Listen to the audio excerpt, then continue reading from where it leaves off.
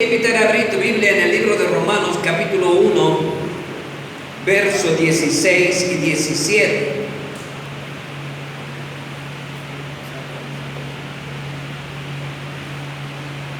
Amén.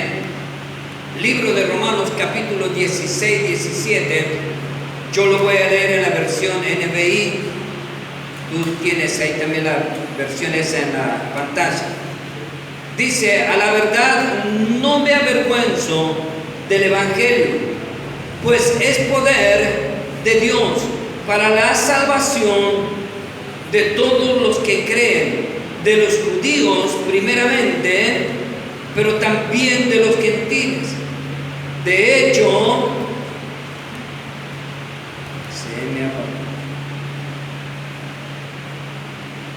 Jesús.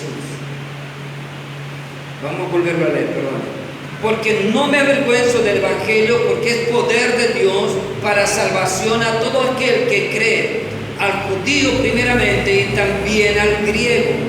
Porque en el Evangelio la justicia de Dios se revela por fe y para fe, como está escrito: mas el justo por la fe vivirá. Amén. ¿Hay alguien aquí? Me gustó, estaba leyendo el libro de Romanos y me encantó esta parte, exquisita, maravillosa esta parte en la cual Dios nos va a hablar en esta noche. Amén. Mira, más o menos para que entendamos el contexto. Esta carta fue escrita por el apóstol Pablo aproximadamente en el año 57, 58 después de Cristo. Y estaba direccionada a la iglesia precisamente que estaba en la ciudad de Roma. Esta iglesia era en su gran mayoría gentiles. Gentiles son aquellos que no eran judíos. Amén. Era cualquier persona que no correspondía a la nacionalidad judía. Pero también dentro de esta iglesia había personas judías. Y la razón por la cual el apóstol Pablo manda esta carta a ellos es maravillosa, mis amores. La carta o el libro de los Romanos, muchos dicen que es el arte más maravilloso que hay en la Biblia, que es el libro más claro, más perfecto para direccionar, para enseñar y para instruir a todo aquel que cree en el Señor. Pues Él nos habla de muchísimas cosas. Hay quienes dicen que se centra precisamente en este pasaje: mas el justo por la fe vivirá. Pero también, al leer el Evangelio completo de lo que nos está hablando, el tema principal no solamente es vivir por la fe, sino también que nos habla de la justificación, pero también nos habla de muchas cosas. Nos habla de la santificación, nos habla de la seguridad de estar en Cristo, nos habla sobre la culpa, etcétera, etcétera. También nos habla sobre Israel. Nos muestra la condición de cómo está el pueblo de Israel, pero también nos da una promesa, da una palabra profética. Y en el libro de Romanos encontramos casi 21 palabras proféticas relacionadas al pueblo de Dios y al pueblo de Israel. Amén. Es un libro fascinante. Mira al que está al lado tuyo y decirle: es un libro fascinante. Mira al otro lado y decirle: te lo recomiendo para que lo leas. Amén. ¿Hay alguien aquí? El libro me llamó la atención en este capítulo 1. Hay muchas cosas para hablar. Tendríamos que tomarnos varios. Pero me voy a centrar en estos dos pasajes.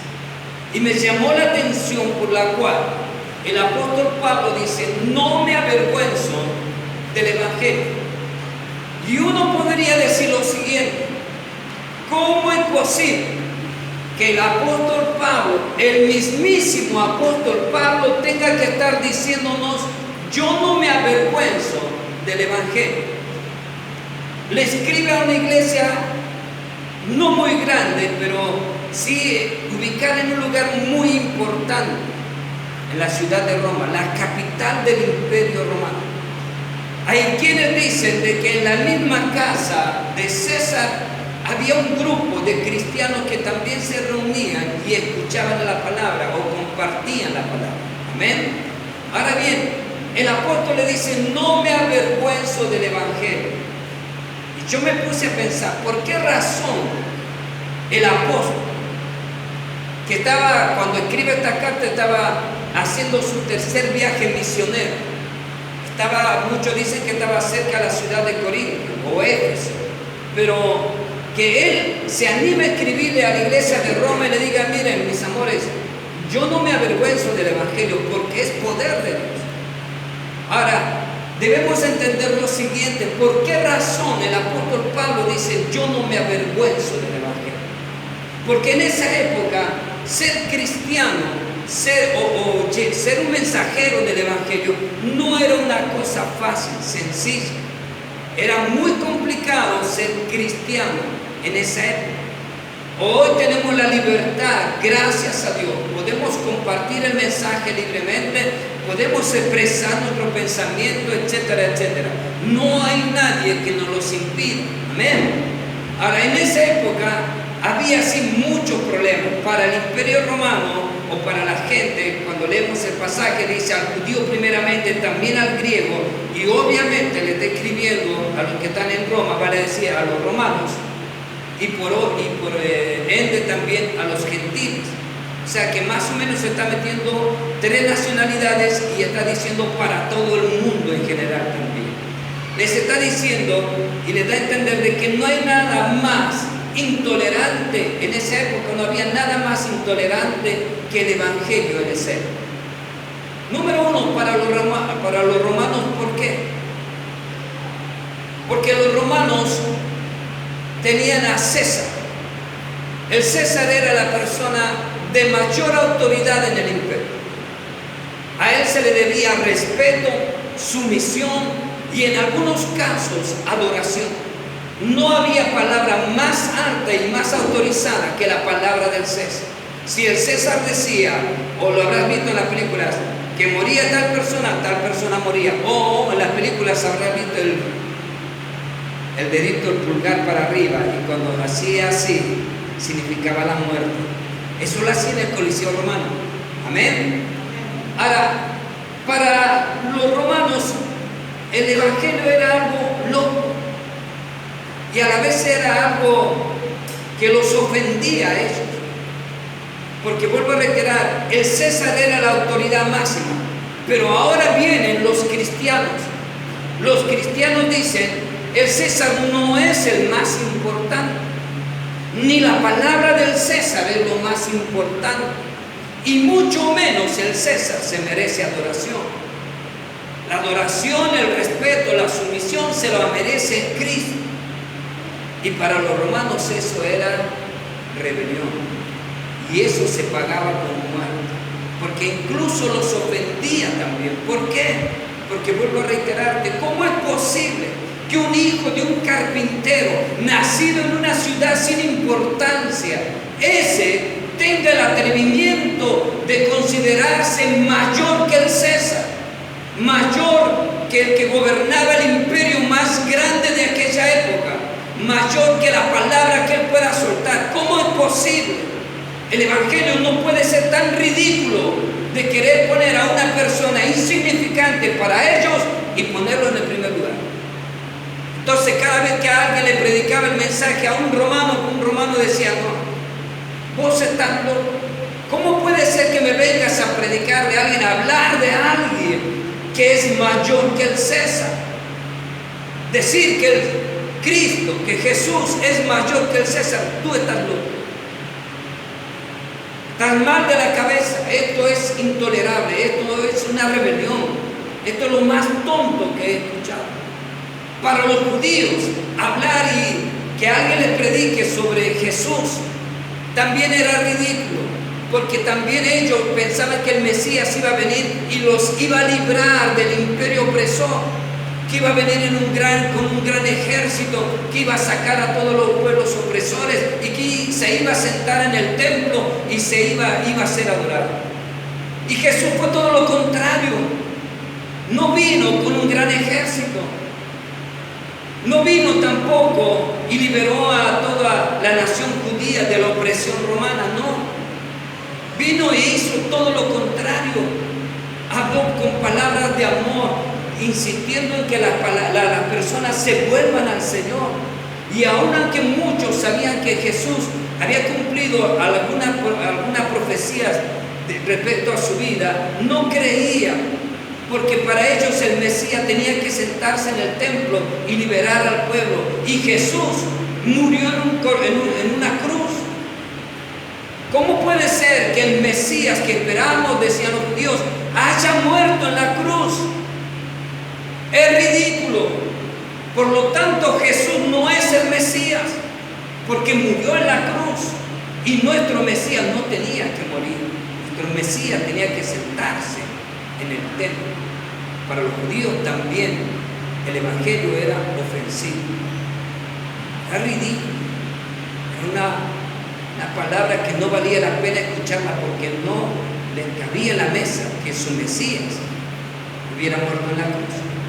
Ellos, por lo tanto, decidieron desechar el Evangelio y seguir esperando a que pueda volver el Mesías. Amén. ¿Hay alguien aquí? Al griego también dice la palabra. La cultura griega en esa época era muy importante. Y a través de la historia marcó mucho. ¿Por qué? Por el pensamiento, por el intelecto. Y predicarles también a los griegos respecto a Cristo era algo, no puede ser. Esto intelectualmente es ridículo lo que me estás hablando.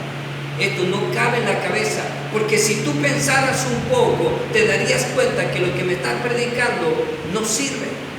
Porque hay cosas más importantes que predicar el Evangelio. Hay cosas más importantes de hablar de una persona que murió en la cruz. Hay cosas más importantes en la vida que pensar de que alguien que murió en la cruz pueda ayudarme a hacer algo. Los griegos eran muy pensadores, eran muy intelectuales, por lo tanto lo analizaban todo y pensaban todo y creían que el mensaje del Evangelio era ridículo, intelectualmente insuficiente, que no valía la pena escucharlo porque no traían las noticias que de ellos decían que traían. Para ellos, para los griegos, el Evangelio era una locura. Era algo que un loco se inventó por ahí porque no tenía base, no tenía fundamento, y vuelvo a reiterar, intelectualmente ridículo. Amén. ¿Hay alguien aquí? Los gentiles, a los cuales también les fue llevado el mensaje. Los gentiles eran personas de todas las nacionalidades. Y eran personas que tenían sus propios dioses, que tenían su propia religión, que creían en lo que ellos les habían enseñado sus padres, etcétera, etcétera. Y para ellos, al igual que el día de hoy, como mucha gente dice, cambiar de religión. No, ni loco, ¿para qué? Mezclarme en algo nuevo. No, aparte, ¿para qué? Yo ya tengo un Dios. Aparte, ¿para qué? ¿Para llevarme a hacer algo que yo no quiero hacer? No, aparte, Jesús murió, vos lo viste resucitado. Entonces los gentiles decían, no, tampoco me interesa.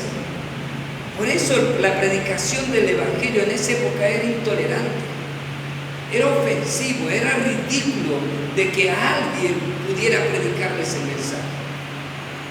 Por eso el apóstol Pablo aprovecha cuando envía las cartas estas para recordarle a los romanos dónde está fundamentada su fe. Él les dice, yo no me avergüenzo del Evangelio. Y mira que él podría tener todos los motivos habidos y por haber para avergonzarse del Evangelio. ¿Por qué? Porque él sufrió tantas penalidades que cualquiera diría, no vale la pena. Como hoy en día se predica mucho el mensaje de la prosperidad, alguien quizás hubiera dicho que cuando te pasan cosas malas te diría, ¿en qué Dios crees? El Dios que nosotros predicamos es un Dios que bendice y prospera. Y cuando Pablo comienza a defender su apostolado, dice, yo fui azotado un montón de veces. Fui flagelado con las varas un montón de veces. Me robaron un montón de veces. Me asaltaron. Estuve en naufragios. Y para él podría decir, la verdad, que es ridículo también que yo predique el Evangelio, porque es una ridiculez. Pero sin embargo, él lo afirma y dice, yo no me avergüenzo del Evangelio, porque es poder de Dios. ¿Aló? ¿Hay alguien aquí? ¿Hay alguien aquí? Mis amores, en esto precisamente se basa el mensaje que el Señor trae. En esa época era ridículo predicar el mensaje. No era algo que se toleraba, era algo intolerante, ofensivo, era algo ridículo, por lo cual no valía la pena. Y hoy en día también vemos esas mismas características. Si bien ya no está el imperio romano ni el griego, están los judíos y los gentiles, todas las naciones están. Pero hoy en día podemos ver también de que esos mismos pensamientos están hoy en día. Hay gente que te dice, creer en Jesús es ridículo. ¿No te das cuenta que si estudias un poco te vas a dar cuenta que eso es todo palabrerías? Que todo lo que está escrito en la Biblia es puro verso. ¿Eso quién lo escribió? Un hombre. Por lo tanto no tiene validez. Hay personas que se levantan y dicen, esto, la palabra, la Biblia es retrógrada. ¿Cómo puede ser que un Dios de amor esté matando gente? ¿Cómo puede ser que un Dios de amor acepte la maldad del mundo? Entonces, ¿de qué Dios me habla? Esto es ridículo.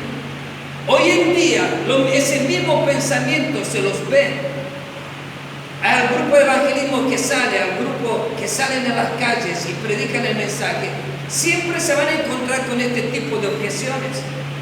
Que ese mismo pensamiento de hace 2000 años atrás está hoy igual. ¿Por qué? Porque el corazón de los hombres es igual, no ha cambiado. Cambió la tecnología, sí, cambió las ciudades, etc. Pero lo que hay en el corazón del hombre no cambió. Porque hay algo que el corazón del hombre tiene, es, a mí no me manda nadie. Yo hago lo que yo quiero. A mí nadie me va a imponer algo. Hay que vivir la vida, hay que disfrutar la vida, living la vida loca y ya está todo bien. Porque el día de mañana, cuando me muero, se acabó todo. ¿Qué es Dios ni qué es Dios? ¿De qué me habla? Mira al que está al lado tuyo y decirle, pasaron los años, pero el pensamiento es igual. ¿Hay alguien aquí? Hoy en día la sociedad misma piensa, ¿cómo el Evangelio puede cambiar la sociedad? ¿Cómo el Evangelio puede cambiar al hombre? ¿Cómo el Evangelio puede cambiar el mundo? ¿Cómo un libro escrito durante miles de años puede cambiar? ¿Cómo la historia de un hombre común y corriente puede cambiar la historia del mundo? ¿Cómo puede ser? ¿Cómo puede suceder? Eso es tonto, eso es ridículo, eso es retrógrado, eso es para los que no tienen estudio, eso es para las personas que no saben qué hacer con su vida, eso es para las personas que andan necesitando que alguien les ayude a salir de su situación, nada más. Pensar que un Dios puede cambiar la vida, tonto. Aló, ¿hay alguien aquí? Pero mira, hay algo muy interesante en esto. La gente piensa eso. Dice, el Evangelio es una vergüenza. El Evangelio es ridículo. El Evangelio es ofensivo. El Evangelio es lo más malo. Un líder comunista en su principio dijo lo siguiente: la religión es el opio de los pueblos, es la droga de los pueblos. Que a través de ella, decía, los líderes sumergen al pueblo, sujetan al pueblo. A través de la religión, el hombre, los líderes pueden gobernar una nación. Es simplemente para eso. Y muchos piensan hoy en día lo mismo, que el Evangelio es para eso. Pero mis amores, uno puede escuchar todo esto y también uno puede ver de lo que Dios dice en su palabra. Poneme 1 Corintios capítulo 1 verso 18. Lo interesante de todo esto es de que así como el hombre piensa de que el Evangelio es ridículo, que el Evangelio es algo intolerante, que el Evangelio es, ya lo repetí un montón de veces, y que no vale la pena, la palabra nos enseña y nos dice que es poder de Dios. Porque así como el hombre trata de disminuir la importancia del Evangelio, la palabra dice, me explico, el mensaje de la cruz es una locura para los que se pierden. En cambio, para los que se salvan, es decir, para nosotros, este mensaje es el poder de Dios. ¿Aló?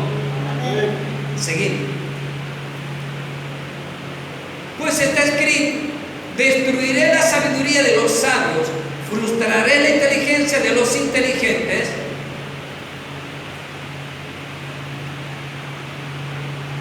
¿Dónde está el sabio? ¿Dónde está el erudito? ¿Dónde está el filósofo de esta época? ¿No ha convertido Dios en locura la sabiduría de este mundo? Qué interesante.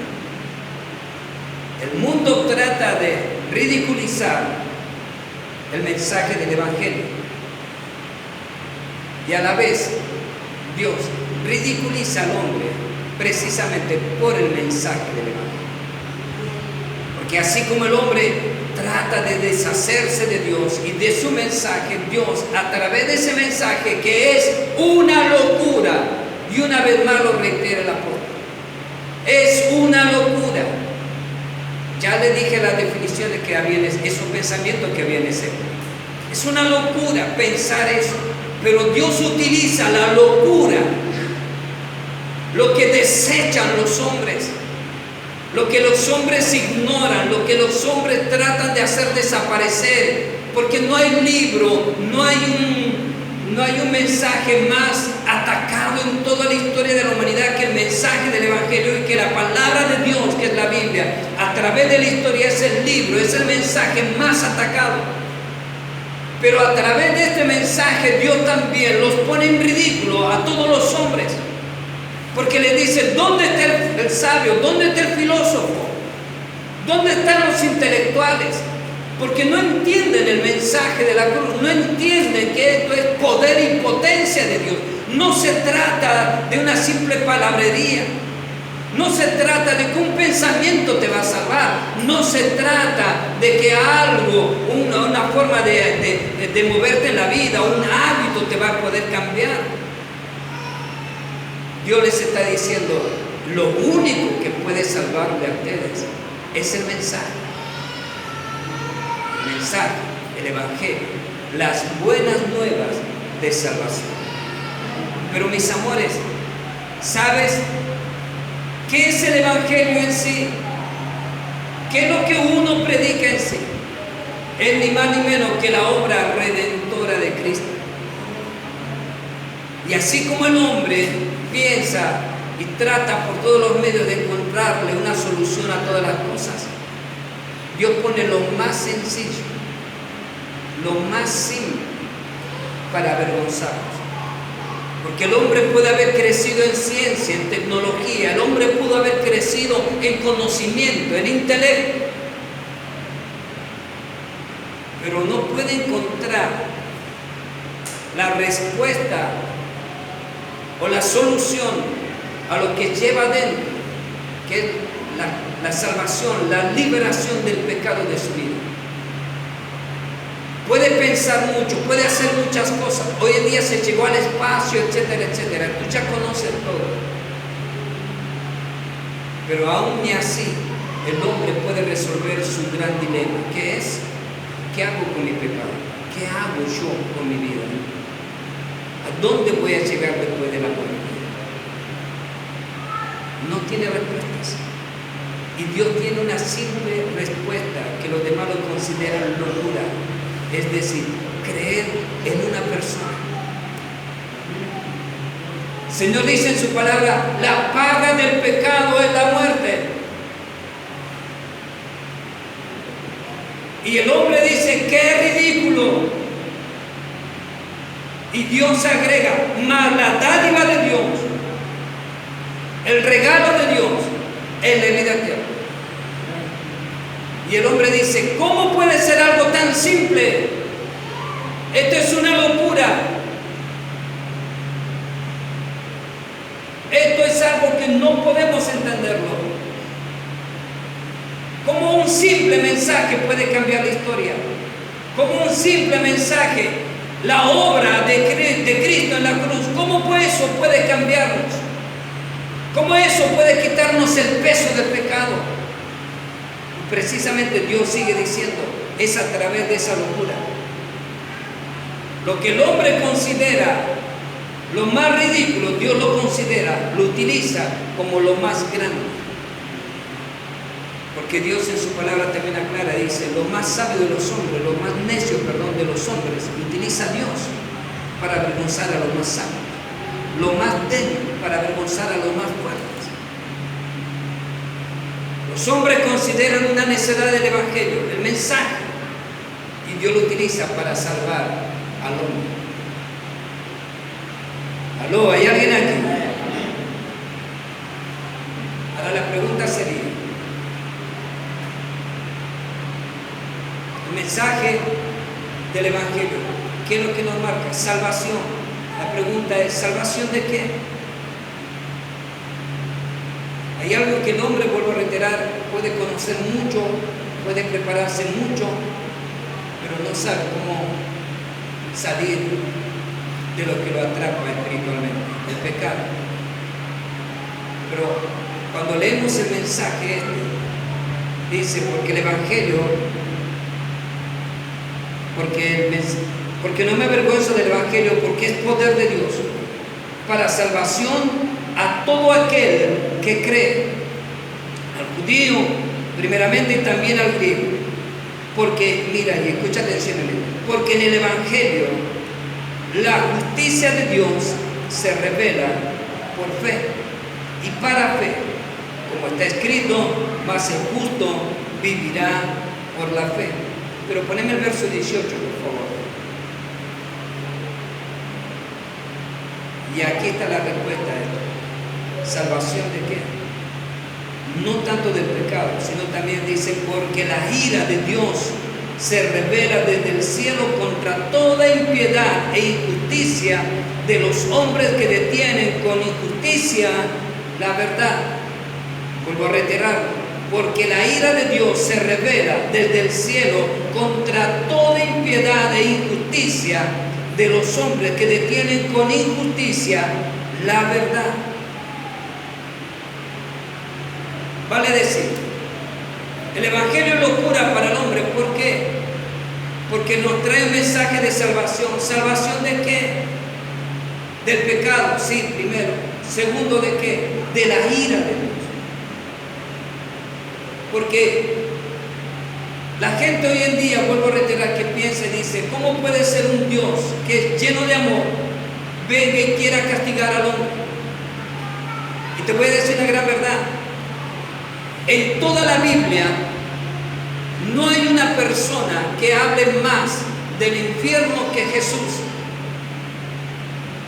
Ningún otro autor, ni las cartas paulinas, ni el Antiguo Testamento, hablan tanto de la condenación del hombre y del infierno más que Jesús.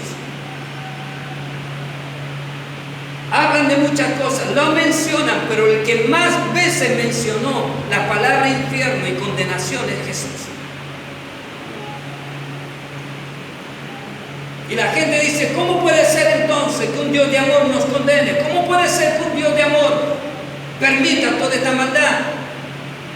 Pues bien, no es porque Dios haya puesto la maldad por ponerla, es lo que hay en el corazón del hombre, es lo que el hombre hace, es lo que el hombre, al darle la espalda a Dios, produce por su maldad, le nace. Aló, ¿hay alguien aquí? Está todo cara de serio, Señor. Le sale al hombre a hacer maldad. Y Dios, en su infinita misericordia, dice, yo no puedo permitir esto. No puedo permitir que el hombre esté en esta situación. Porque el hombre se está condenando por su propia acción. Alguien dijo también por ahí, un pensador dijo, el hombre inventó la religión para buscar a Dios. Y no está tan errado. Pero el mensaje del Evangelio no es que el hombre busca a Dios, es Dios buscando al hombre. Porque sabe bien que el hombre no puede ser libre por sí mismo. sabe bien que el hombre no puede hacer nada para salvarse. Entonces Dios tiene que dar un plan de salvación y enviar. ¿Por qué? Porque si no, el día de mañana, cuando el hombre perece, cuando el hombre muere, se tiene que encontrar con ese Dios vivo. Y si se encuentra con ese Dios vivo en esa misma situación en la que se encuentra él, está perdido. Aló, ¿hay alguien aquí? Porque no hay nada que el hombre pueda hacer. Puede ser el más bueno del mundo, pero aún así, al encontrarse con Dios, va a ser condenado. ¿Por qué? Porque sus obras son malas.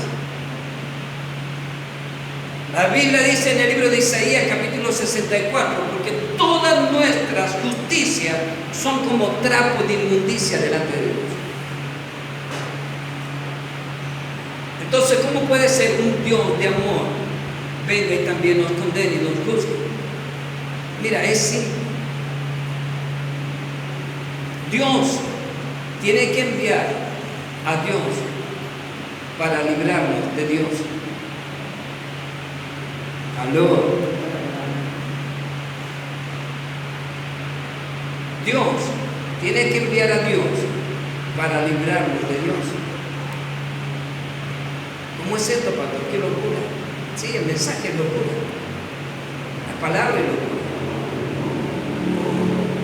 Dios tiene que enviar a Dios, a Jesús. ¿Para qué? Para librarnos. Porque si nos presentamos delante de ese Dios tal como estamos perdidos. Entonces, cuando Dios envía a Dios, a Jesús, ¿para qué? Para librarnos de él. Porque el día de mañana, dice la palabra, todos vamos a estar frente al tribunal de Dios. Y todos vamos a rendir cuentas en la presencia de Dios. Aló. Y la única manera de entrar a ese lugar es a través de la obra expiatoria de Cristo. El apóstol dice, esto es una locura. Esto es una locura. Porque de esto se trata, vivir por fe. Este regalo se recibe por fe. El Evangelio, que es un mensaje tan simple, tan sencillo, desechado por todo el mundo, pero en su simplicidad, lo único que necesita hacer el hombre es recibirlo. ¿Y cómo recibirlo? Por fe. No hay otra manera. No hay nada que vos y yo podamos hacer para recibir este regalo. Solamente tener fe, solamente creer y solamente recibirlo. ¿Hay alguien aquí? Es la única manera. El mensaje de la cruz, la palabra de Dios, el Evangelio, simple, sencillo, se recibe por fe. Cuando el apóstol dice, más el justo por la fe vivirá. Está hablando del libro de Habacuc, pero también habla y dice el apóstol, porque en el Evangelio la justicia de Dios se revela por fe y para fe. ¿Esto qué quiere decir? Se recibe el mensaje por fe para seguir viviendo en fe. Vale decir permanecer en la fe. Se recibe el mensaje, se recibe el regalo de Dios por fe, porque tú no lo ves. ¿Aló? ¿Hay alguien aquí? Tú no lo ves. Tú simplemente lo recibes por fe. Tú crees. Y eso es el requisito que pide Dios. Romanos 11:6 dice, porque sin fe es imposible agradar a Dios. Porque el que se acerca a Dios es necesario que crea que Él es galardonador de los que se acercan a Él. El mensaje se recibe por fe. Pero también, una vez que lo recibes por fe, es necesario que camines a través de la vida cristiana por fe. Aló, ¿hay alguien aquí? Y este mensaje es para todos. Dice la historia de que un día Martín Lutero lo mandaron a predicar, a enseñar en la universidad allá en Alemania respecto al libro de Romanos. Dice que él se preparó, él era abogado, pero también era sacerdote, y entonces comenzó, y él entendía perfectamente el tema de la ley y cómo funciona la ley. Entonces cuando lee el libro de Romanos, la gran declaración que hace, que el justo vivirá por fe, entiende él en su mentalidad de abogado, dice: si yo cometo una falta, merezco castigo, y por este castigo yo puedo perecer. Y la palabra de Dios es una ley.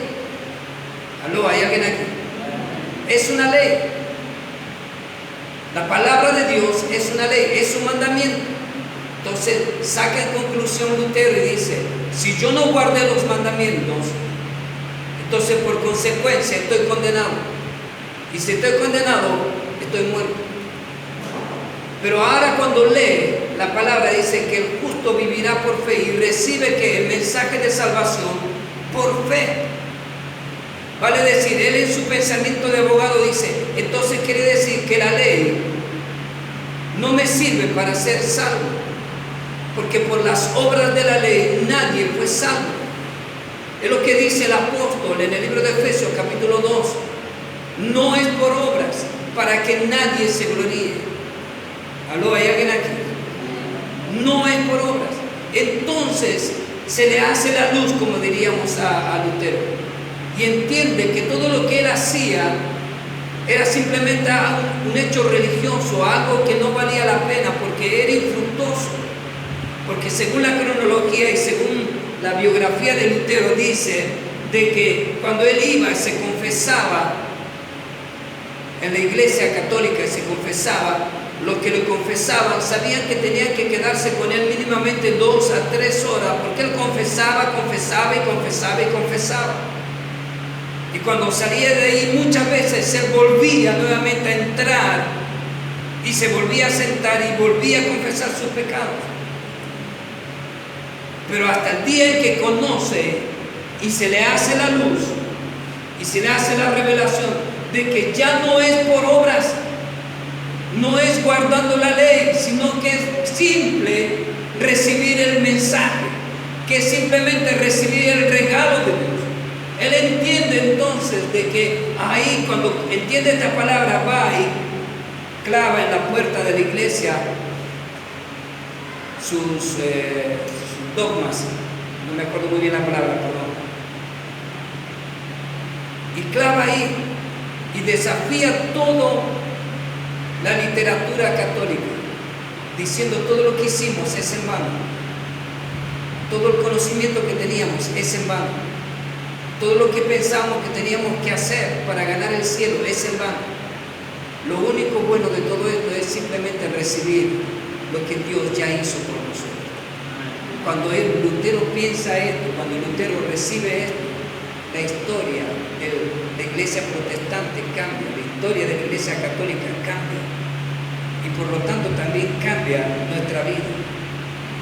¿No hay alguien ahí? Por la perfecta provisión de Dios es que nosotros somos salvos. Y cuando digo la perfecta provisión de Dios, que somos salvos, es porque Cristo cumplió a cabalidad todos los requisitos de Dios. ¿Para qué? Para no condenarnos. ¿Aló? Cristo, cuando estaba en la cruz, cargó Él todos nuestros pecados, todas nuestras faltas, todas nuestras transgresiones. Él los cargó, los puso sobre Él. Y lo que hizo fue quitarnos de nosotros la culpa, quitarnos de sobre nuestra vida toda esa condenación, y la cargó sobre Él en la cruz. Y cuando hizo eso, Él pagó el precio, porque había que pagar un precio por el pecado y por la condenación. Había que pagarlo. Cristo lo hizo en la cruz. Y cuando lo hace en la cruz, es porque nos permite entrar libremente a la presencia del Padre. Pero como bien lo dije la otra vez, cuando entramos en la presencia del Padre, tampoco es por obra nuestra. Tenemos la puerta abierta, pero entramos a través de Cristo. Porque si somos sinceros delante de Dios, cada vez que nosotros osamos, y tómese bien esta palabra, osamos orar, osamos entrar en la presencia, nos vamos a dar cuenta que no merecemos entrar a la presencia. Nos vamos a dar cuenta que si no fuera por la obra de Cristo, por el perdón de nuestros pecados y ser libres de nuestra condenación, no podríamos entrar a la presencia de Dios. Aún entrando en la presencia de Dios, lo tenemos que hacer a través de la obra redentora de Cristo. El libro de Romanos dice, capítulo 5, verso 1, justificados pues por la fe, tenemos paz para con Dios por medio de Jesucristo. En el verso 8 dice, Romanos 5, 8 dice, mas Dios muestra su amor para con nosotros, en que siendo pecadores, Cristo murió por nosotros. Es por la provisión perfecta de Dios. Cristo es el Cordero perfecto que se entregó y cubrió todos nuestros pecados. El apóstol recalca y dice, yo no me avergüenzo de predicar. Todo esto yo no me avergüenzo de hablar. El mundo me puede decir que esto es retrógrado. El mundo me puede decir que esto no vale la pena. Me pueden decir que esto es ofensivo. Me pueden decir que esto es escandaloso. Me pueden decir que esto es una mentira. Me pueden decir que esto es una brutalidad, porque solamente los sin intelecto, los que son brutos de entendimiento, solamente ellos creen. Me pueden decir cualquier cosa. Pero el apóstol dice, yo voy a predicar el mensaje y no me voy a avergonzar de hacerlo. Porque entiendo una cosa, que esto es poder de Dios. Esto es poder de Dios. Aló, esto es poder de Dios. Amén. Es el poder de Dios. ¿Para qué? Para salvarnos. Porque no hay otro. Cuando dice la palabra es poder, es una palabra griega que se conoce como dunamis. De ahí se sacó la palabra dinamita, explosión. ¿Y sabe por qué? Porque es una explosión, porque es algo que nos revienta el cerebro.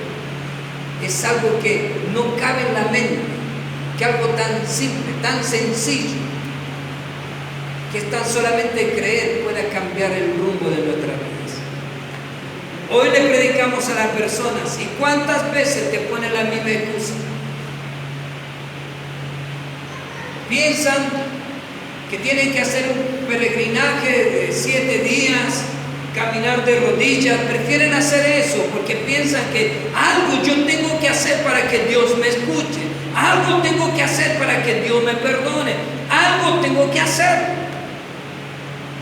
Sin embargo, Dios dice, todo eso no sirve. Lo único que tienes que hacer es creer. Creer. Porque para el que cree, todo es posible. Cuando el apóstol dice esto te revienta la cabeza, esto es poder porque te revienta el intelecto. Te revienta todo lo que vos pensabas que valía la pena.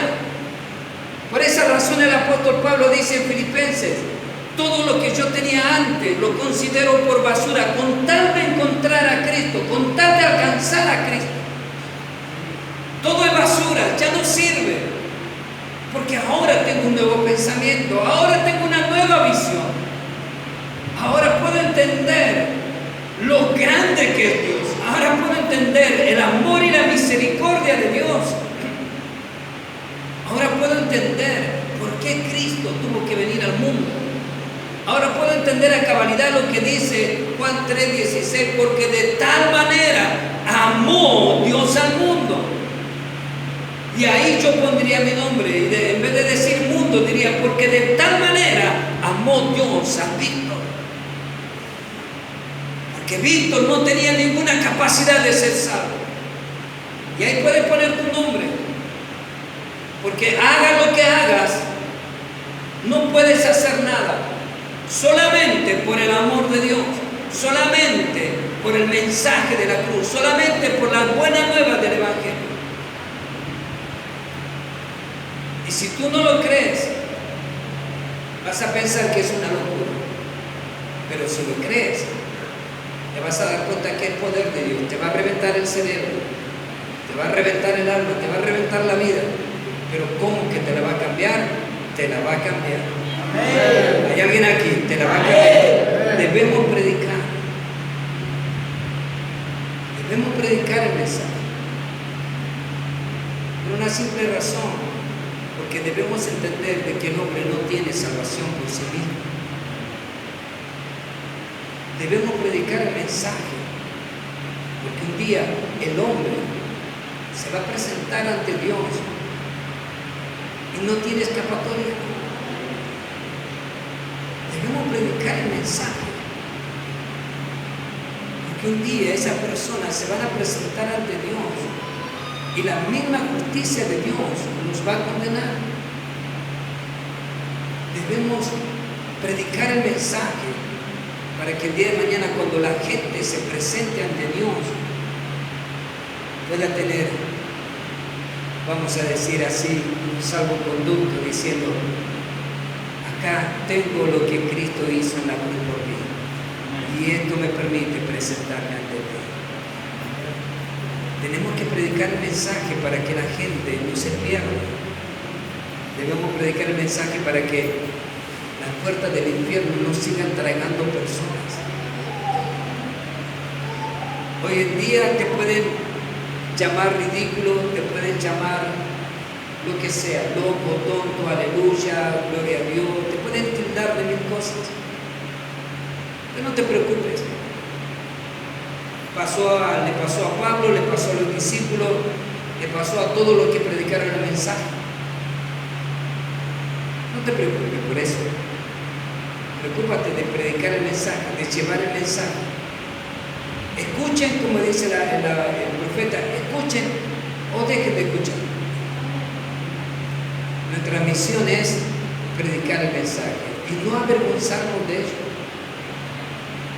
Por más que vuelvo a reiterar y te lo estoy reiterando como 500 veces, por más que digan lo que digan respecto al mensaje,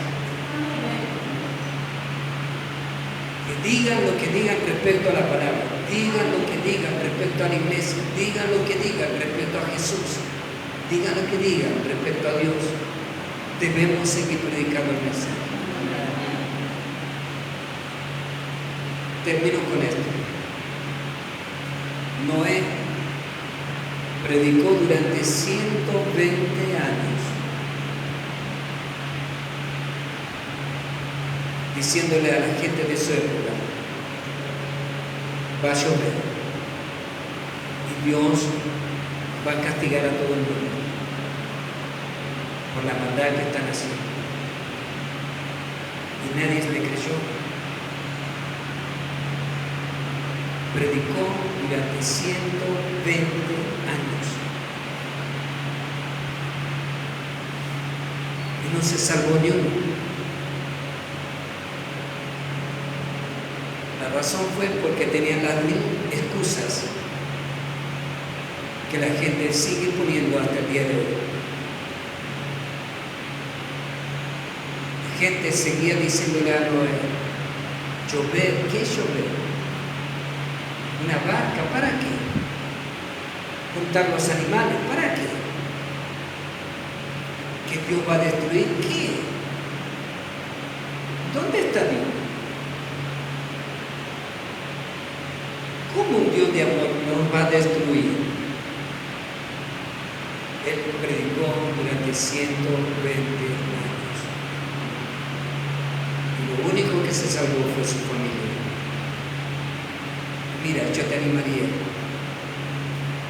aunque tengas que predicar toda tu vida, pero si en ese intento se salva tu casa, bienvenido sea por lo menos.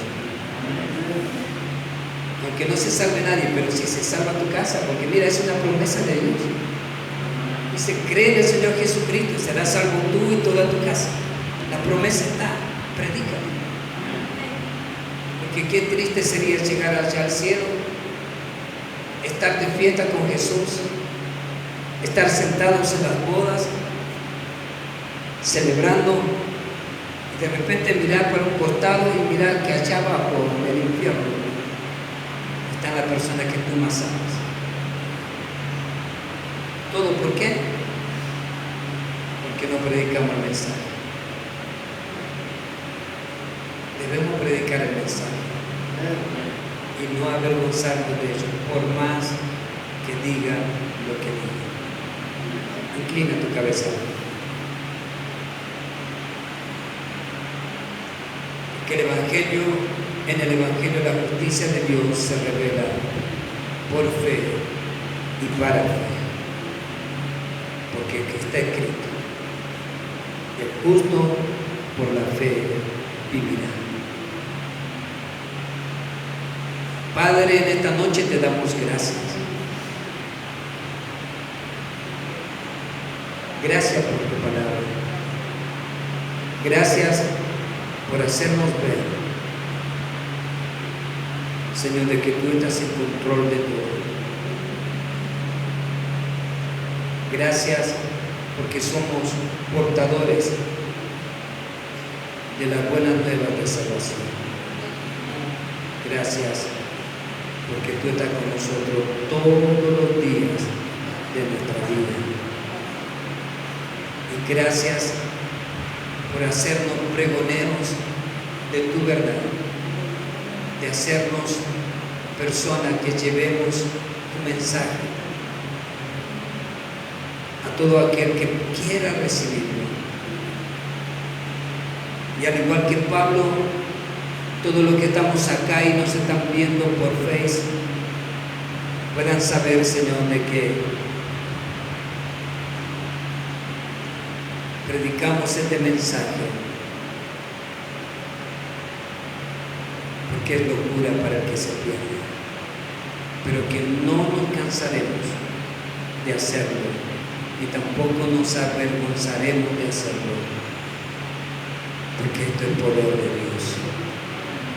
Porque por cada persona que lo acepta, cada vida transformada, cada corazón cambiado, detrás de esa persona hay una generación que creerá en ti y se volverá a ti. Por esa razón, Señor, no nos cansaremos ni nos avergonzaremos de predicar tu mensaje. Padre, te damos gracias en esta noche. Te damos toda la gloria a ti, Señor. Te pedimos tu gracia, tu unción, tu sabiduría para poder hacer el cumplimiento de esta palabra. Señor, bendigo a todos los que están aquí y a los que nos ven, Señor, por las redes sociales. Los bendigo en el cuerpo, en el alma, en el espíritu, y bendigo su casa. Y declarando, Señor, que si hubiera algún inconverso, si hubiera alguna persona que no te conoce, hoy es el día de salvación. Hoy es el día en que puede cambiar tu vida si tú aceptas el regalo de la salvación y del perdón que es en Cristo Jesús. No es por tus obras, no es por lo que hiciste, no es por lo que pensás, es simplemente por creer en Jesús. Te damos gracias, Señor, en el nombre de Jesús. A Él sea la gloria, ahora y por siempre. Amén y amén. Mis amores, si ese